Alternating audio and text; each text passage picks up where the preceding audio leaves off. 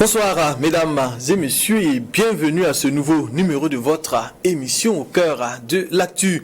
La journée internationale des personnes handicapées a été commémorée le 3 décembre 2023 sous le thème Action humanitaire inclusive au Burkina Faso. Quelle stratégie et mode d'action pour une prise en charge adéquate des personnes handicapées déplacées internes? Selon les résultats définitifs du 5e recensement général de la population et de l'habitation réalisé en 2019 sur un effectif global de 20 505 155 de Burkinabés, les personnes handicapées âgées de 2 ans et plus sont estimées à 184 975 personnes. Qu'en est-il donc de leur insertion professionnelle et de leur prise en charge au Burkina Faso? Pour en parler, 3 invités sur mon plateau. À ma gauche, Guy Yamouego, il est le président du réseau national des organisations des personnes handicapées. Bonsoir et bienvenue. Bonsoir. Et à ma droite, honneur aux dames, nous avons Maïmouna Déné. Elle est la présidente de l'association des femmes albinos. Bonsoir et bienvenue. Bonsoir, merci. Et toujours à côté de Madame Maïmouna Déné, nous avons Emmanuel Zongo. Il est le secrétaire général du collectif national pour l'employabilité des personnes handicapées. Merci à vous de répondre présent à notre invitation pour parler de ce qui concerne la prise en charge des personnes handicapées.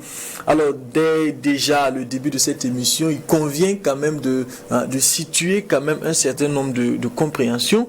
Est-ce que quand on parle de personnes handicapées et quand on parle par exemple d'une personne en situation de handicap, est-ce qu'on dit la même chose? Monsieur Guillaume. Oh, on dit la même chose, mais pas totalement la même chose. Ok. Parce que nous reconnaissons, nous, en tant que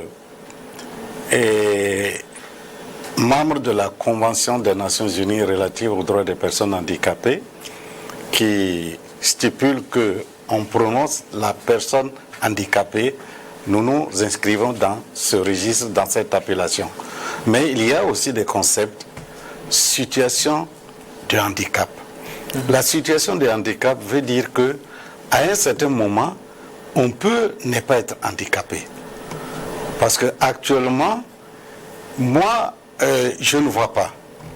Mais si à un moment donné, on me donne des verres correcteurs et je vois, je ne suis plus en situation de handicap. Je vois. Mais lorsque on enlève mes verres, mes correcteurs, je reviens dans une situation de handicap. Bon, ce sont des concepts. Il y a d'autres qui disent personnes vivant avec le handicap. Okay. Mais nous, ce qui importe, c'est toujours la personne handicapée devant. Nous ne voulons pas qu'on dise handicapé direct. Lorsque la personne est indiquée, ça signifie en tout cas qu'on nous a considérés. Voilà, c'est ça. Mais sinon, les concepts, on entend vivant avec, situation. Mais pour nous, en tout cas, vous allez voir que même au niveau du COMUD, on parle de personnes handicapées. D'accord. Alors, je reviens avec la présidente de l'association des femmes albinos. Est-ce que il y a beaucoup de personnes qui ne comprennent pas, qui ne savent pas que quand on parle d'une personne albinos, la personne est inclue dans cette catégorie de personnes handicapées? Ok, merci. Effectivement, c'est une situation que nous-mêmes nous vivons avec beaucoup de difficultés. Parce que par moment, on nous demande, mais vous êtes handicapé en quoi? Voilà. Et parce que pour certaines personnes, on voit que la personne est atteinte d'albinisme, bon, elle a les membres et tout, et en tout cas, elle a tous ses sens et on ne comprend pas pourquoi nous sommes logés dans le grand groupe des personnes handicapées. Mais ce qu'il faut reconnaître ici, c'est que toutes les personnes atteintes d'albinisme sont malvoyants. Voilà. Et nous sommes tous malvoyants, mais il y a également le fait que les personnes atteintes d'albinisme ne peuvent pas exercer les mêmes activités, même chose que les personnes non handicapées. Voilà, donc voilà en quelque sorte ce qui handicape la personne albinos. Il y a le volet cutané et il y a le volet également vision. D'accord. Alors, On reste toujours avec les personnes handicapées. Là, je donne la parole à M. Zongo, qui est le secrétaire général du collectif national pour l'employabilité des personnes handicapées. Et quand on voit justement cette fonction, on parle d'employabilité, on parle de profession, on parle de personnes handicapées. Alors, est-ce que quand on parle du recrutement, que ce soit du public ou que ce soit du privé, est-ce que les personnes handicapées sont prises en compte comme il se doit? Oui. Je pense que la loi 12 prévoit, il y a des recrutements spécifiques qui sont prévus pour les personnes handicapées depuis 2014, c'est effectif. Et on pourra dire que ce n'est pas suffisant, mais quand même c'est considérable.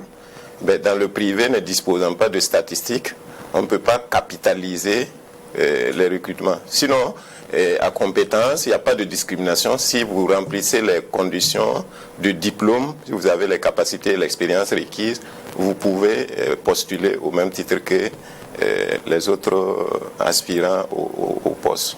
Est-ce qu'il n'y a pas eu des personnes handicapées, par exemple, qui se sont approchées du collectif national, par exemple, pour déplorer le fait qu'elle ait la capacité requise pour exercer une telle fonction, par exemple, dans un privé, et que peut-être elle a été rejetée ou refusée tout simplement parce qu'elle est handicapée?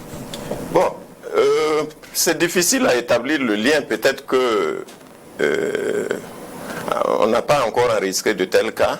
Mais la difficulté réside dans le fait d'établir le lien que le rejet est lié à l'handicap. Voilà. Sinon, s'il dépose, bon, c'est peut-être, il est soumis aux mêmes épreuves que les personnes. Voilà. Donc, nous, on n'a pas encore enregistré ce cas. Peut-être qu'il y en a eu et que les gens ne veulent pas parler, peut-être. Ok. Oui, Madame Dené veut répondre. Oui, juste pour appuyer ce que M. Zongo vient de dire, mais il faut dire également que dans notre milieu, vu que nous travaillons beaucoup ensemble, il y a des cas de plainte. Il y a des cas de plainte. Je sais qu'on a eu des cas où des personnes handicapées ont postulé dans certains, en tout cas, offres d'emploi, mais à la dernière minute, quand la personne se présente et qu'on voit qu'il a un handicap, bon, de façon indirecte, la personne est souvent refusée le service pour qui il a compétit comme les autres et qu'il a été accepté, voilà, grâce à ses compétences. Mais c'est en tout cas, dans la rencontre physique, la personne est souvent écartée. Et ça, c'est des exemples, en tout cas, que nous vivons avec d'autres personnes qui viennent nous partager ces situations. D'accord. Alors, oui, M. Yamouigo. Je voulais dire qu'au niveau du privé, bon, la loi, les quotas exigés sont là. Dans la loi 12, en tout cas, il y a ce volet qui indique que les entreprises doivent consentir, qui ont en tout cas 50 personnes doivent recruter au minimum 5 personnes handicapées. Mais est-ce que c'est appliqué? Ce n'est pas appliqué. Et c'est pour cela, bon, nous voyons que dans d'autres pays, et même en Europe, il y a une compensation. Okay. Même si vous ne voulez pas recruter, on vous dit, vous devez verser une certaine compensation afin que les structures puissent prendre en charge ces personnes handicapées pour leur formation et pour leur intégration sociale. Mais pour le moment, la législation ici n'est pas contraignante. Voilà, cette loi, elle est là, mais elle n'est pas contraignante. Bon, peut-être dans la révision de la loi 12 qui est en train de s'opérer, peut-être les gens vont essayer de regarder cet aspect. Mais vous savez qu'au niveau des entreprises, là-bas, c'est le résultat, c'est le rendement. Donc, quand vous allez en tant que personne handicapée, et même si tu as la possibilité d'exercer, de remplir les mêmes fonctions, du fait du handicap, tu es rejeté. Parce que les gens voient toujours un regard négatif par rapport aux personnes handicapées. Que tu sois diplômé, que tu sois docteur, on ne regarde pas ça. On regarde ton handicap. Alors que ça ne devrait pas être comme ça. Et nous pensons que peut-être au fur et à mesure, comme au niveau de l'État, au niveau de la fonction publique, en tout cas depuis 2014, la loi permet le recrutement et nous avons la chance que beaucoup de jeunes sont devenus fonctionnaires. Ils vont se battre Parce que la fonction publique ne peut pas recevoir tout le monde. Il faudra en tout cas à une certaine période que les entreprises puissent en tout cas employer les personnes handicapées. Et tout dépendra de nous et du comportement individuel de tous ceux qui sont actuellement à la fonction publique. Okay. Parce que c'est une certaine image. Si notre image, tous ceux qui sont dans les postes, prouvent leur capacité à remplir, je pense que nous allons toujours plaider pour qu'un jour, au niveau des entreprises, on recrute les personnes handicapées. D'accord. Alors, Monsieur Yamouigo est revenu pratiquement sur un aspect qui est quand même assez important en ce qui concerne même l'insertion des personnes handicapées dans la société.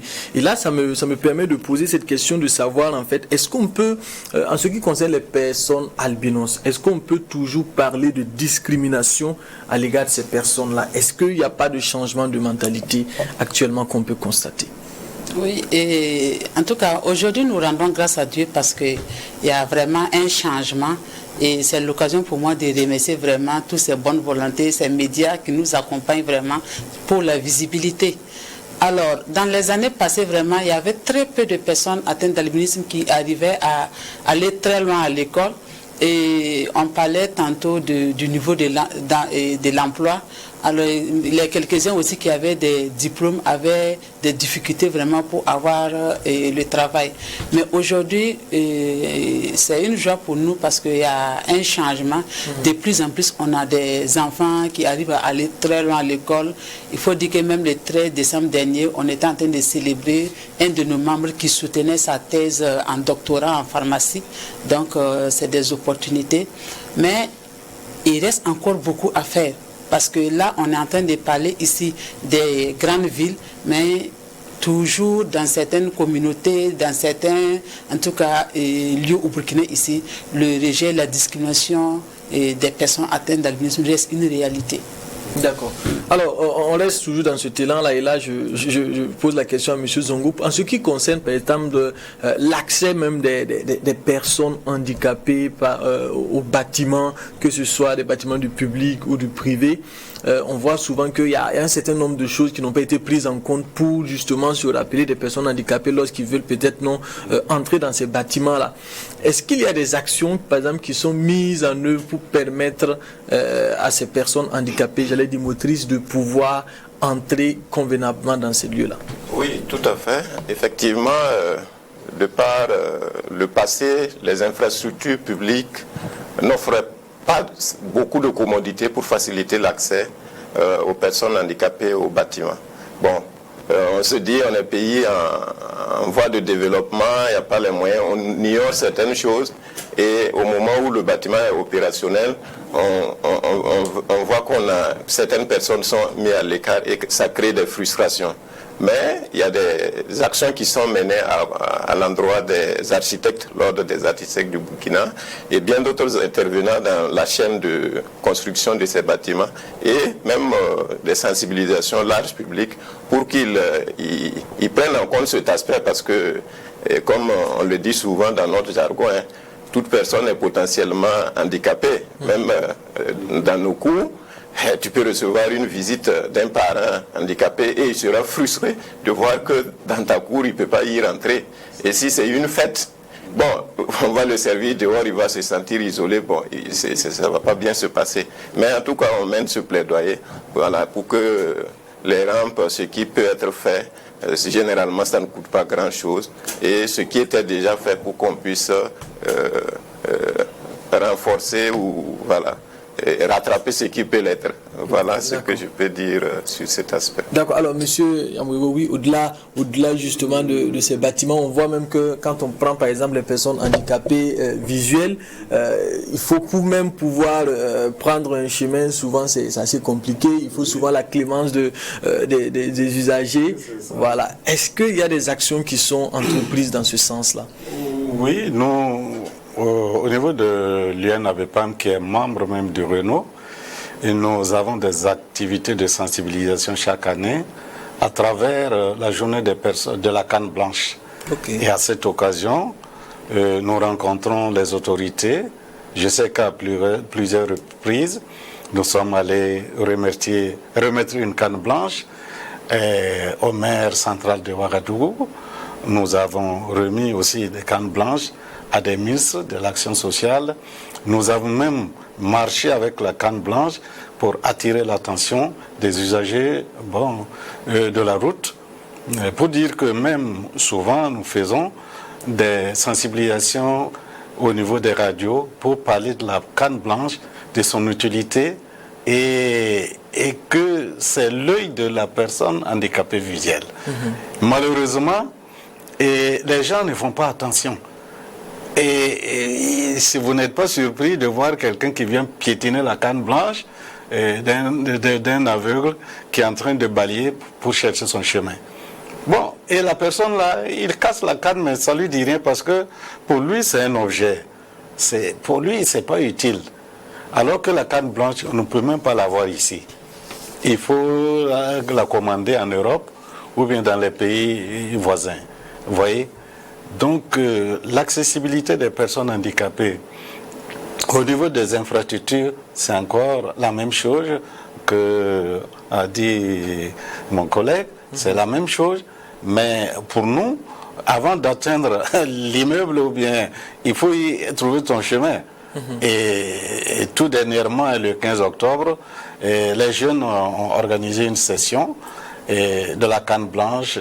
Et on a effectivement parlé, ils ont fait le tapage, c'est sorti à la télévision, dans les radios. Mais malheureusement, les gens ne prennent pas attention. Ils ne font pas attention. Et vous dites que tant que le handicap ne touche pas souvent, c'est pas ce que nous voulons, hein? Tant que le handicap ne touche pas une famille, ne touche pas quelqu'un, il ne se rend pas compte qu'il y a des personnes handicapées. Ce n'est même pas son problème. C'est lorsqu'il a une personne handicapée qu'il se rend compte qu'il y a des structures. Voilà, qu'il y a des structures qui prennent en charge de la personne albinos et de l'employabilité de la personne handicapée visuelle moteur. Voilà, malheureusement c'est comme ça. Nous ne souhaitons pas que les gens prennent conscience lorsqu'ils ont une personne atteinte de handicap. Nous voulons que les gens considèrent et intègrent les personnes handicapées dans leurs besoins spécifiques dans tous les domaines et à chaque jour et dans tous les milieux. C'est ce que nous demandons. D'accord. Alors, oui, Madame Diné veut réagir.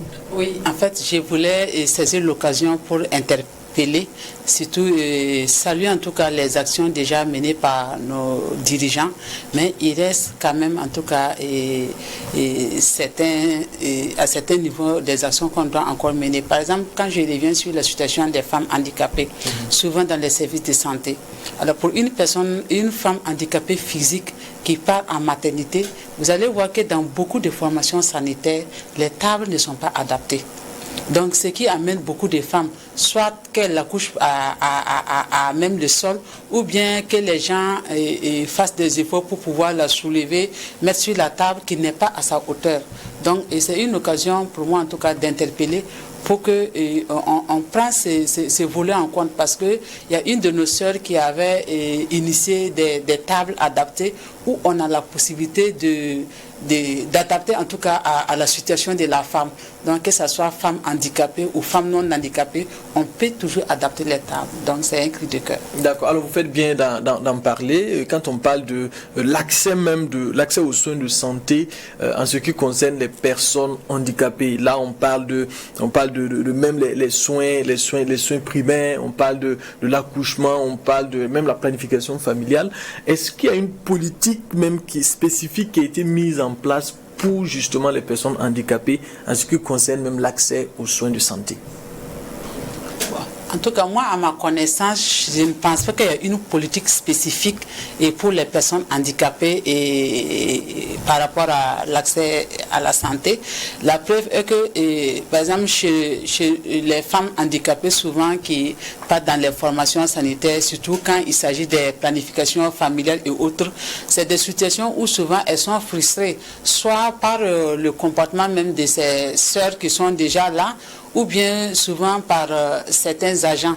Alors, et quand je reviens également en termes d'accès sanitaire, chez nous, les personnes atteintes d'albinisme, une de nos difficultés majeures, c'est le problème de la santé. Parce que, étant donné que nous sommes dans un pays fortement ensoleillé, les personnes albinos qui sont en manque de mélanine sont régulièrement exposées au soleil et ça leur donne des problèmes de cancer de peau. Donc, et en son temps, en tout cas, c'est des difficultés que nous vivons avec. Mais aujourd'hui, nous saluons vraiment les autorités parce qu'il faut dire que la semaine surpassée, on a été reçus par des agents du ministère de la Santé et on est en train de voir dans quelle mesure on peut prendre en compte les personnes atteintes d'albinisme pour soulager vraiment les problèmes sanitaires que nous rencontrons. D'accord. Monsieur Zongo, est-ce qu'il y a des ajouts dans ce sens-là? Oui, c'est juste pour dire qu'il n'y a pas de politique en tant que telle. Mais la loi prévoit quand même des exonérations pour faciliter l'accès. Et si vous vous souvenez récemment, le ministre de la Santé a fait une lettre circulaire donnant instruction à ses collaborateurs de faciliter. Le plus souvent, les textes sont là, mais comment les opérationnaliser?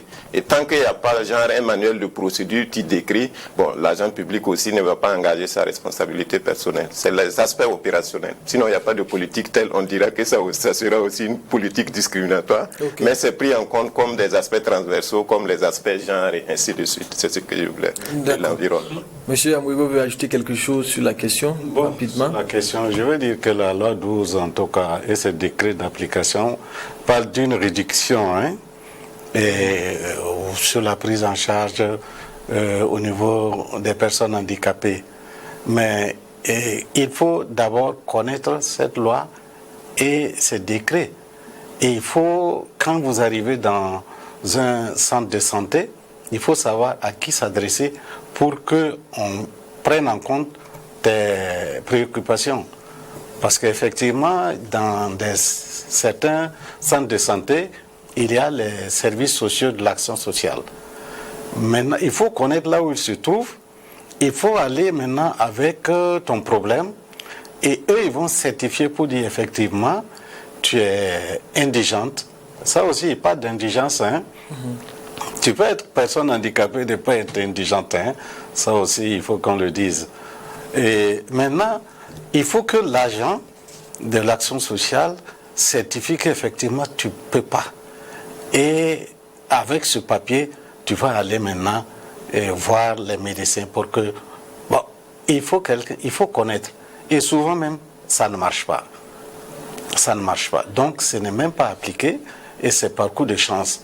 Et bon, même les personnes vulnérables, c'est-à-dire les personnes âgées, les personnes... les veuves peuvent aller s'adresser à cette structure-là. Ce ne sont pas les personnes handicapées. C'est pour dire que la loi, elle est là. Les décrets d'application sont là. Mais souvent même, les prestataires, c'est-à-dire les agents de santé ne connaissent pas. Ok. Ils ne connaissent pas. D'accord. Alors, je reviens à Madame Dini. Là, on parle justement, j'aimerais quand même qu'on revienne sur un aspect qui est quand même assez important parce que il y a souvent, par exemple, certaines personnes handicapées, certaines personnes albinos qui, par exemple, n'arrivent pas à supporter, n'arrivent pas à accepter leur état de fait, leur état actuel. Voilà, quand on prend par exemple des enfants, par exemple, qui sont dans un même quartier et des enfants qui sont discriminés par les autres enfants et qui, par exemple, ces enfants qui sont touchés, j'allais dire psychologiquement, est-ce que au sein de l'association, est-ce qu'il y a un accompagnement psychologique qui est prévu pour accompagner ces personnes-là? Alors, il faut dire que sur ce volet-là, c'est vraiment une situation vraiment très difficile pour les personnes handicapées de façon générale, puisque au fait, le problème du handicap commence déjà avec la famille. Pour un enfant qui naît albinos et qui est déjà accepté dans sa famille, qui a eu des informations sur l'albinisme, cet enfant n'a pas la même réaction que l'enfant albinos qui naît dans une famille et qu'on commence à le traiter vraiment différemment et de façon négative en pensant que voilà, peut-être que c'est un enfant voilà, porteur de malheur ou plein de choses qui se disent souvent sur les enfants albinos. La personne grandit effectivement en se rendant coupable. Voilà, il se sent coupable et la personne a tendance à se mettre en retrait. Voilà, il se sent coupable et en même temps aussi, il va se retrouver dans une société où les gens ne font que le stigmatiser, le discriminer et de plus en plus la personne se met en retrait. Et au niveau de l'association, qu'est-ce qu'on fait?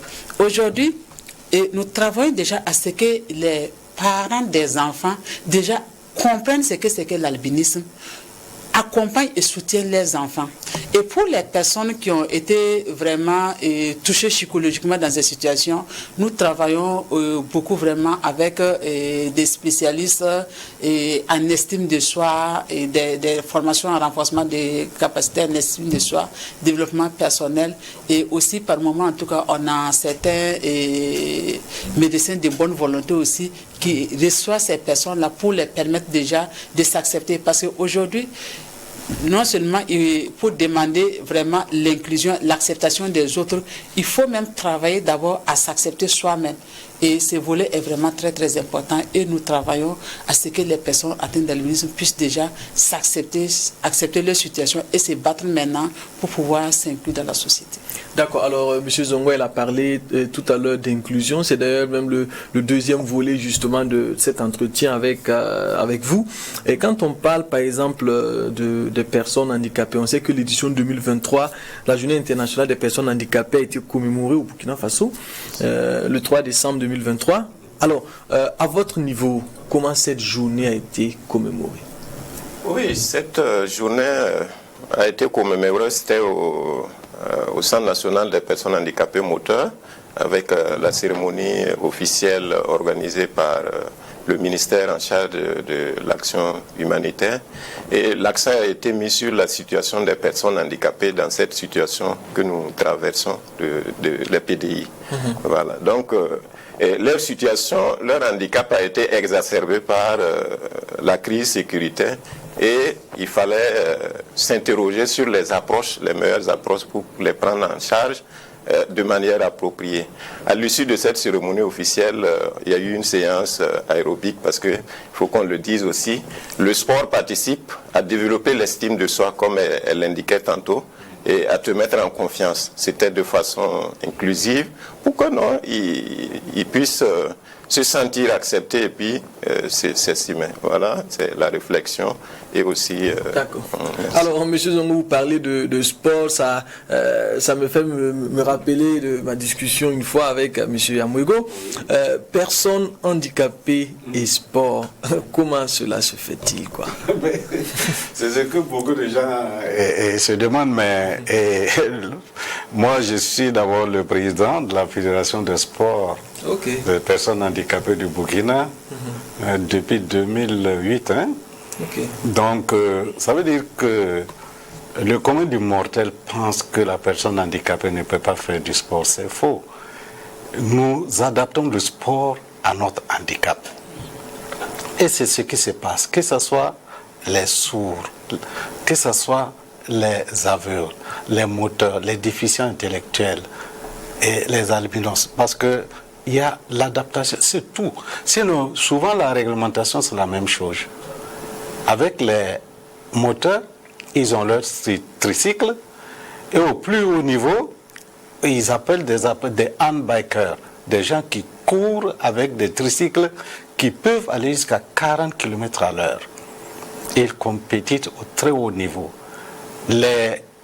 L'athlétisme, nous le pratiquons et chaque année, nous faisons 2 championnats. Un championnat d'athlétisme, un championnat handi-basket, floorball et cyclisme. Voilà. C'est pour dire que les personnes handicapées pratiquent le sport bel et bien. Et si vous suivez l'actualité, nous sommes allés aux Jeux de la francophonie au Congo RDC et nous avons ramené 2 médailles d'or. Ça a été remporté par une personne handicapée visuelle qui a eu 2 médailles d'or au 100 et au saut en longueur. Wow. Et ça a fortement influencé le positionnement de Burkina Faso au niveau de cette compétition-là. C'est pour dire que les personnes handicapées font le sport, ils se valorisent et ils montrent leur potentialité à tous les niveaux. Lorsque vous assistez à un match de handi-basket, mais vous êtes émerveillé. Lorsque vous regardez les aveugles faire leur torball, mais c'est pas possible. Vous êtes émerveillé. Malheureusement, les gens pensent que quand tu es handicapé, tout ce que tu dois faire, c'est aller mendier. Voilà, c'est aller mendier. Alors que non, notre objectif pour nous, structure des personnes handicapées, c'est bannir la mendicité. Donc dans nos programmes, c'est bannir la mendicité. Et le sport vient valoriser la personne handicapée pour lui permettre, en tout cas, de sublimer et faire comme les autres. C'est ce que nous faisons chaque année. Voilà. D'accord. Alors, il n'y a pas de souci. Sport et personnes handicapées, Madame Denis? Alors, en plus de ce que mes collègues ont dit, c'est juste un cri de cœur que je vais lancer aux responsables d'établissement. Parce que ce qui s'est passé, c'est que dans nos établissements, souvent, quand il y a un enfant handicapé et dans une classe, au moment des sports, on a tendance à le laisser carrément à l'écart, bon, comme quoi il a un handicap. Non, comme l'a dit le président, ça ne définit pas la personne en fait. Il faut juste que les gens prennent le temps d'échanger avec la personne pour savoir de quelle manière on peut l'adapter. Voilà, donc c'est juste ce cri de cœur que je voulais lancer à l'endroit des encadreurs d'établissement. D'accord. Alors on parle d'encadreurs, c'est-à-dire qu'on parle là d'établissement, on parle d'école. Là, on sait également que actuellement au Burkina Faso, dans les différentes écoles, que ce soit publiques, que ce soit même privées, en CRIF, il y a par exemple des personnes handicapées visuelles qui suivent normalement leurs cours, qui font également des devoirs, qui sont avec les personnes qui n'ont pas ce handicap-là. Voilà. Alors, en ce qui concerne ces personnes-là, qu'en est-il même des conditions pour les permettre d'étudier convenablement? Bon, je peux dire qu'au début c'était difficile. Mais actuellement, ça va mieux parce que nous avons les étudiants, nous avons des élèves handicapés visuels et dans les établissements de professionnels, et l'accessibilité, je peux dire que ça va. Les gens ont commencé un peu à comprendre, tout simplement parce que l'État a facilité la compréhension des parents. Parce qu'au début, qu'est-ce qu'ils disaient? Moi, en tant que parent, comme disait Denis, si dans votre famille, si dans ta famille, toi-même, on ne t'accepte pas, on te rejette, si on dit que tu es bon à rien, ça veut dire que dans la société, on va te rejeter. Mais si ta famille se bat et, en tout cas, met tous les moyens pour chercher les structures adéquates pour te prendre en charge, sans doute tu vas réussir. C'est comme ça. L'enfant handicapé visuel qui naît, il y a des parents qui pensent que c'est un malheur. Ils cachent l'enfant. C'est une honte. Ils ne voulaient même pas entendre parler de l'enfant, à plus forte raison, l'amener à l'école. Mais avec l'UNAVEPAM, dans le cheminement, les gens ont compris que la personne handicapée visuelle peut travailler. Parce qu'actuellement, nous avons des étudiants, nous avons des travailleurs, ils sont mariés, ils influencent positivement les actions et les fonctionnements de leur famille. Okay. Ce qui fait que les parents ont compris, nous ne savions pas qu'il y avait une école aussi pour des aveugles. Nous ne savions pas, on ne savait pas. Donc maintenant, ça va. Mais néanmoins, les difficultés toujours demeurent. Parce que les parents acceptent d'amener les enfants à l'école. Mais les parents ne veulent pas dépenser pour que cet enfant-là réussisse. Ils pensent que d'autres personnes, comme les structures des partenaires publics, doivent prendre en charge cet enfant pour qu'il réussisse. Okay. Alors que, normalement, si vous mettez votre enfant, qu'il soit aveugle, albinos, moteur, sourd, vous devez l'estimer comme tous les autres. Dès que cela est pris en compte dans la famille, vous êtes sûr que l'enfant va réussir. D'accord. Alors on parle de réussite, oui, monsieur Zongo. Oui, c'est pour dire qu'en réalité, le plus souvent, quand il y a plusieurs enfants, la tendance est de choisir ceux qu'on estime qu'ils sont aptes. Ils oublient que la personne handicapée n'attend que ça pour prouver de quoi il est capable. Et généralement, il est disponible. Dès qu'il prend conscience, ça roule. Et pour pallier à ce que le doyen dit par rapport aux conditions, le CONEF a développé un système de parrainage, pour souvent parce que quand il dit le coût de l'handicap, par exemple, un enfant qui est handicapé, il ne peut pas, pour un problème de vélo, de 1000 francs, pour réparer, il peut ne pas aller à l'école. Et après, il peut même abandonner. Donc souvent, c'est des petits trucs. Nous, on a développé un système de parrainage où on prend en charge un certain nombre d'enfants, voilà, entre nous-mêmes membres, parce qu'on estime que, bon, nul n'a le droit d'être content tout seul. Et le principe de la solidarité dit que personne n'est assez pauvre pour n'avoir pas à donner. Donc, entre nous, on a mis ça en place et il y a d'autres partenaires, il y a des bonnes volontés aussi qui sont disposés à accompagner. Et c'est l'occasion aussi d'inviter ceux qui peuvent soutenir parce que l'handicap a un coût. Voilà, que ce soit s'il se déplace à moto, il aura un coût supplémentaire par rapport à quelqu'un qui n'a pas un handicap. Et par exemple, parlant de l'handicap visuel, les documents qu'ils utilisent coûtent cher et il en aura assez, un volume de documents plus que ceux qui sont entre griffes dit valides.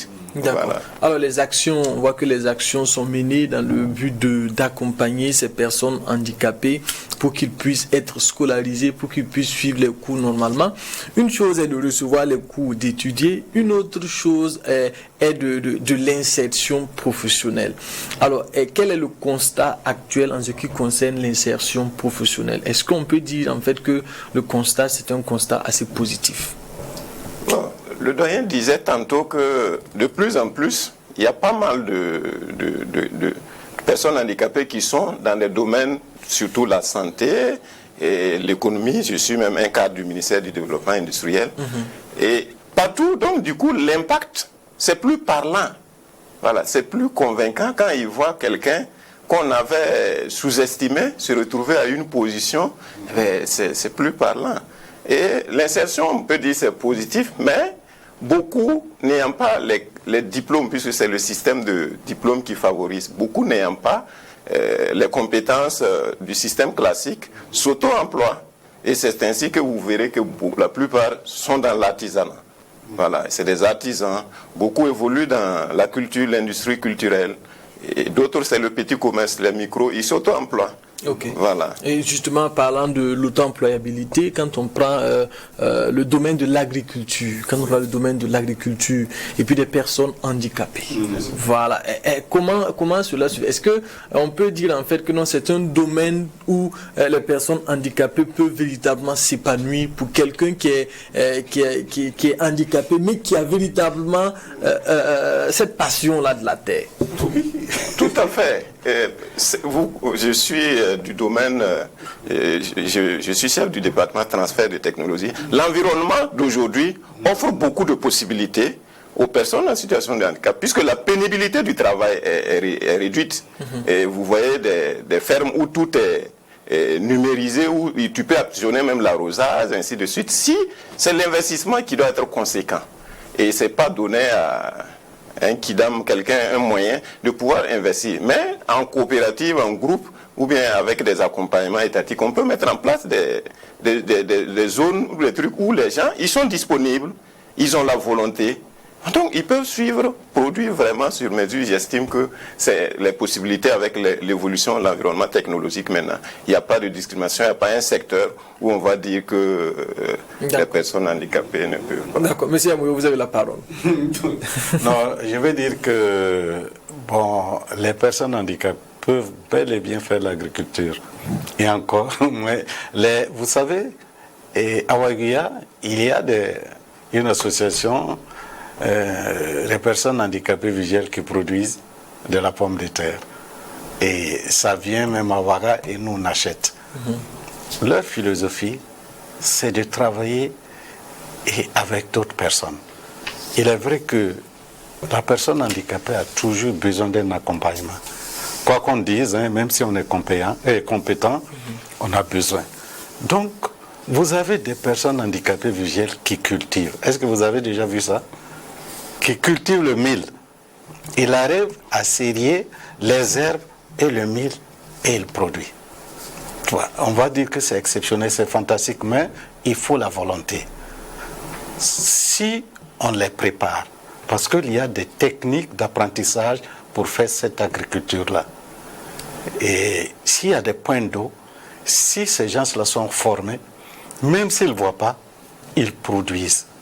Donc c'est une question de formation, c'est une question d'accompagnement. Maintenant, ça dépendra même de la volonté des personnes handicapées. Sinon, à Waïgouya, l'association de l'ami de produits des pommes de terre, chaque année, et ils viennent vendre ici. Maintenant, il faut que dans la tête même de cette personne-là, qu'il enlève c'est-à-dire l'assistanat, qu'il enlève la mendicité, qu'il se donne à fond et il va réussir. Ok. D'accord. Alors, Madame Denis, j'allais dire quelles sont, au-delà, on parle de là des activités socio-professionnelles vis-à-vis des personnes handicapées. Alors, là, on a parlé peut-être non de tout ce que ces personnes handicapées peuvent produire, mais on sait également que à côté de cela, il y a pratiquement des difficultés que ces personnes qui, malgré leur bonne volonté, rencontrent quand même. Voilà. Quelles sont ces difficultés-là qu'on peut retenir très rapidement? Alors, il faut retenir que la première difficulté que les personnes handicapées vivent avec, c'est d'abord le complexe d'infériorité, mais également le manque de confiance de leur entourage. Parce que quand on pense que vous n'êtes pas capable de quelque chose, et ça joue vraiment sur vous. Sinon, c'est comme l'a dit mes collègues ici, les personnes handicapées peuvent pratiquement faire toutes les activités selon l'adaptation. Aujourd'hui, on a des personnes handicapées qui en tout cas s'en sortent très bien, que ce soit dans le domaine de la fonction publique, que ce soit dans la médecine, dans l'agriculture. Mais tout ce que les personnes handicapées ont besoin, c'est d'abord l'accompagnement. Parce qu'on a pris des exemples ici. Il faut dire que les personnes handicapées qui sont dans les milieux ruraux, équitables comme toutes les autres personnes. Voilà. Maintenant, ce qu'il faut vraiment pour ces personnes, il faut déjà que l'entourage puisse les accompagner au lieu de se moquer d'eux et de les stigmatiser.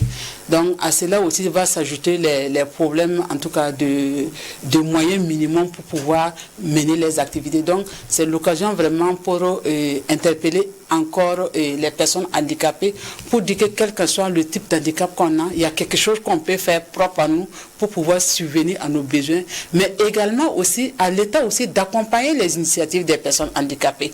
Parce que quand je prends l'exemple des femmes handicapées, aujourd'hui, quand vous soutenez les femmes dans l'ensemble, voilà, vous savez que quand les femmes sont souvent des difficultés à s'inclure, les personnes handicapées des difficultés à s'inclure, et maintenant quand une femme est handicapée, vous pouvez imaginer. Voilà. Et dans ces situations que certaines femmes se retrouvent encore avec des enfants parce qu'ils ont été nourris d'illusions avec certaines personnes. Et toutes ces personnes-là ont besoin d'accompagnement. Et quand vous accompagnez la femme handicapée, c'est comme pour vous accompagner toute la famille. Voilà, donc c'est ce que je voulais juste ajouter. D'accord, alors je pense que M. Zongo, quand même, c'est sûr qu'il y a des difficultés, au-delà justement des difficultés énumérées par Mme Denis, que vous rencontrez avec le collectif. Oui, c'est comme elle a dit, l'accès à la terre en milieu rural pose un problème. Puisque si on te donne un lopin de terre que tu investis pour enrichir et la saison prochaine tu n'es pas sûr, il n'y a pas une visibilité, ça réduit ton élan. Donc l'accès à la terre, aux zones aménagées, les périmètres aménagés qui sont plus adaptés, et pour ces gens, ça pose toujours problème pour ces personnes-là. Et pour le compte de notre structure, on a acquis 2 hectares à Samba qu'on souhaiterait clôturer et puis mettre un forage pour permettre à ceux qui veulent produire, comme le Daniel le disait, comme ceux de Waïgouya déjà qui le font bien, qu'ils puissent le produire en toute saison. Sinon, pour le moment, c'est uniquement en saison pluvieuse que cet espace est exploité. Donc, c'est l'occasion de solliciter des éventuels accompagnements Ça pour marche. valoriser. Il n'y a pas de souci. Alors, Monsieur Yamouego, là, on a pris par exemple l'exemple de Wayugia, et là, il a donné un exemple de Samba. Est-ce que quand on parle d'entrepreneuriat, est-ce que on peut dire aujourd'hui qu'il y a une satisfaction en matière d'accompagnement des autorités en ce qui concerne l'entrepreneuriat au niveau des personnes handicapées? Bon, je peux dire oui et non. Je sais que, je ne sais pas si en 2020, il y a eu en tout cas un geste du gouvernement qui affectait une certaine somme à certaines personnes handicapées de mener des activités, autour de 200 000. Mais lorsque vous n'êtes pas formé, si vous ne maîtrisez pas ce que vous voulez faire, on n'a qu'à vous donner 1 million, ça ne va pas marcher. Donc pour moi, l'entrepreneuriat, c'est d'abord maîtriser ce que tu veux faire, être formé et avoir les moyens. Mais je sais que, bon, il y a des structures de formation au niveau du ministère de la Jeunesse qui s'occupent souvent de ce volet, formation, emploi, mais quand il s'agit de financer, quand il s'agit de donner les moyens pour que la personne puisse mettre en œuvre ce qu'elle a appris, c'est ça qui pose problème. Souvent, on demande une garantie que la personne handicapée ne saurait en tout cas trouver. Et donc, c'est ça la difficulté. L'entrepreneuriat, c'est apprendre, c'est se former, c'est avoir aussi de l'argent pour s'installer. Et je sais que beaucoup de nos personnes, surtout les personnes handicapées physiques, souvent ils se forment dans le domaine des métiers, mais après ils n'arrivent pas à s'auto-employer parce qu'il n'y a pas les moyens pour louer la maison, acheter les postes de soudure, faire ceci, et ça pose problème. Okay. Donc, bon, l'État en tout cas accompagne, mais pour le moment c'est timide. Okay. C'est timide. Et nous voulons en tout cas que l'État, parce que, quoi qu'on dise, l'État ne peut pas recruter tous les diplômés. Alors que dans notre milieu, ceux qui ne sont pas diplômés, ils sont les plus nombreux. Si on accède effectivement sur la formation professionnelle et sur l'appui à l'installation, bien sûr avec des critères d'évaluation pour permettre à la personne là de produire des résultats. Il ne suffit pas de donner les moyens, il ne suffit pas de former et de tourner de dos. Il faudra que la personne là rentre dans le cadre même de l'entrepreneuriat qui doit produire des résultats pour que d'autres personnes puissent aussi venir, en tout cas, en bénéficier. Okay. Voilà, à mon avis, en tout cas, si l'État arrivait, et même pas l'État, hein, même si nous avons nos parents, puisque souvent il y a des parents qui sont riches, hein, ils peuvent financer leurs enfants handicapés. Mais non, ils cherchent que d'autres personnes viennent le faire. Alors que ce n'est pas normal. Nous devons s'occuper de nos enfants. Nous ne devons pas attendre tout du gouvernement ou de la société. La famille doit s'investir pour aider aussi ces personnes-là à se développer et à rentrer dans le circuit de la société, dans le développement. D'accord. Alors, M. Zongo? Oui, c'est pour aller dans le sens de ce que le doyen dit. Le plus souvent, chacun veut aller individuellement. Et quand tu pars individuellement, ça veut dire que tu ne maîtrises pas les risques dont il parlait tantôt. Plus vous êtes groupé, plus l'État peut vous accompagner, peut même vous mettre même à votre disposition un ingénieur si vous avez une exploitation à grande. Mais chacun veut aller individuellement. Pourtant, c'est là, les acteurs, même les banquiers nous disent souvent que si on sent que quelqu'un est professionnel, ça veut dire que le risque est minimisé. Donc on est disposé à l'accompagner. Donc c'est l'ancien appel aussi à nous d'accepter aller en groupe, parce que on dit ensemble, seul on peut aller loin, mais ensemble voilà. C'est l'approche, même dans les autres, puisque je suis du ministère en charge de ces questions, on l'a dit le plus souvent. Si individuellement l'État doit agir, il n'y aura pas d'efficacité. Okay. Voilà. Donc c'est de se constituer en coopérative ou en groupement d'intérêt économique.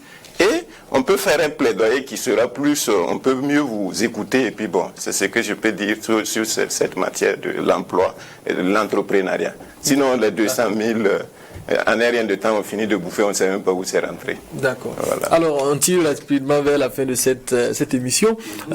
Madame Dené, quand on parle de recommandations, quand on voit toutes les difficultés, par exemple, que vous traversez, et c'est sûr qu'à côté de ces difficultés, il y a des recommandations. On voit que M. Zongo vient de donner un certain nombre de recommandations. Alors, en ce qui vous concerne, quelles sont les recommandations que vous donnez pour permettre justement aux personnes handicapées, albinos et en général, de pouvoir s'épanouir? Alors, les recommandations que je peux faire, dans un premier temps, il faut déjà que, on a parlé tantôt ici des appuis de 200 000, il faut en fait mener des enquêtes avant d'octroyer les fonds, puisqu'il y a de ces personnes handicapées qui se battent réellement et seuls dans leur coin. Maintenant, souvent, quand une personne handicapée est à la maison, la personne ne fait pas quelque chose, mais c'est juste, peut-être par d'autres relations, on vient, on l'appelle, on lui donne 200 000, c'est juste pour faire sa petite fête. Donc, il faut mener des enquêtes pour que les personnes handicapées qui sont déjà sur le terrain, qui mènent des activités, qu'on les accompagne réellement. 1,2% de la population, c'est pas peu.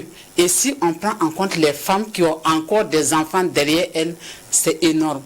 Alors, je demande vraiment qu'on fait des enquêtes pour pouvoir accompagner les personnes handicapées de façon générale.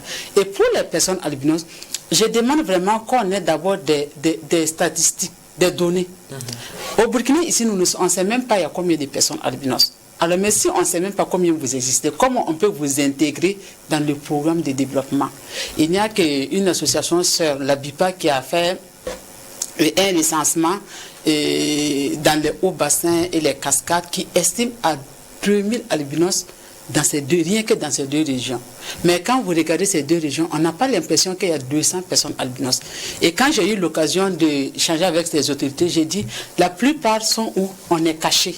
Mais si on est caché, ça veut dire que quelqu'un est en train de travailler forcément pour subvenir à nos besoins élémentaires, tels que la nourriture, tels que la santé. Et les familles, la société doit toujours s'impliquer à accompagner la personne handicapés et albinos, de pouvoir vraiment s'impliquer dans la construction de notre pays. D'accord. Alors, M. Amouego, quelques recommandations? Bon, moi, ma recommandation majeure, c'est que la loi 12 et ses décrets d'application qui sont en train d'être révisités, si elle est adoptée, que ça soit mis en œuvre dans sa teneur. Que ce soit vraiment appliqué pour que les personnes handicapées rentrent dans leurs droits. Parce que c'est un droit. Parce que souvent la loi est votée, mais nous n'avons rien. Et deuxième recommandation, que cette carte d'invalidité, qu'elle soit diffusée et que les prestataires sachent ce que ça veut dire, cette carte d'invalidité. Parce que tous les jours, on est en train d'épiloguer. Il y a des services, quand tu parles de carte d'invalidité, ils parlent de... Mais qu'est-ce que c'est quoi encore? Ils ne savent même pas. Que ça soit vulgarisé et que les ministères là prennent des décisions fortes. Parce que dans chaque ministère, au niveau du commune, il y a un point focal. Que ça soit diffusé et connu pour que les personnes puissent jouir des fruits de cette loi-là. C'est ce que moi je demande. D'accord. Monsieur Zongo veut terminer les recommandations. Je me retrouve plus ou moins dans ce que les deux ont dit. Le défi des statistiques, c'est valable pour toutes les... Tant qu'on n'a pas de statistiques fiables et actualisées, on ne peut pas asseoir une bonne politique. Parce que nous sommes dans le domaine du budget programme, on va vous dire, vous êtes combien, vous représentez combien. Tant que vous n'avez pas de données, on va dire, bon, c'est ainsi de suite. Donc, les défis des statistiques, il faut qu'on prenne en compte les personnes handicapées dans toute leur diversité, pour qu'on ait des statistiques fiables. C'est vrai, il a dit, la loi 12 avec ses décrets d'application. Le plus souvent, la complexité, c'est la diversité du handicap, qui demande qu'on aille même au-delà et qu'on prévoit même des manuels de procédure pour tel truc, comment on procède. Sinon, bon, d'une personne à une autre, les interprétations diverses. Et ça crée une frustration. On te dit, non, que si tu as ça, tu te présentes, la personne te dit, bon, c'est écrit où?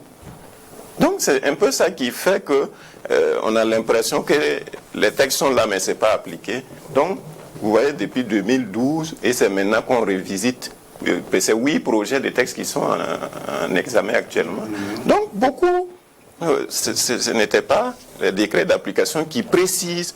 Quand on prend une loi, il y a des décrets qui l'accompagnent, il y a des arrêtés, souvent même des notes et des directives pour donner plus de précision, pour couvrir ceux qui sont chargés de son application. Si ce n'est pas ça, moi, ça va toujours rester.